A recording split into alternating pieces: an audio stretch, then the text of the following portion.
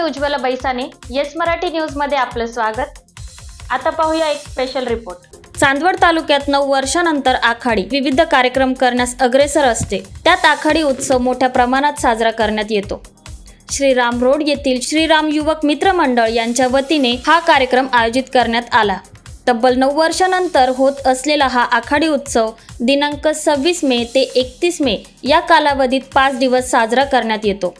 चांदवड श्रीराम व गाडगेबाबा चौक बहादूरपुरा येथे वैशाख महिन्यात देवी उत्सव बोहडा आयोजन होत असते। या वर्षी येथे तब्बल 9 वर्षांनंतर श्रीराम उत्सवाचे आयोजन करण्यात आले। देवदैवतांचे साकडे घालून रविवारी दिनांक 26 पासून उत्सवाचे प्रारंभ। या उत्सवात गणपती, शारदा, वीरभद्र, महादेव, पार्वती, एकादशी, इंद्रजित, रावण, वेताळ, नरसिंग, वीर अभिमन्यू, खंडेराव महाराज यांचे सोंग नाचवण्यात आले। या उत्सवाचे प्रमुख आकर्षण असलेले देवी म्हसोबा यांचे सोंग शुक्रवारी 31 मेला पहाटेच निघतात। मानाच्या देवीची मिरवणूक काढून या उत्सवाची सांगता होते। श्रीराम रोड येथे सोंगाचे लिलाव करण्यात आला।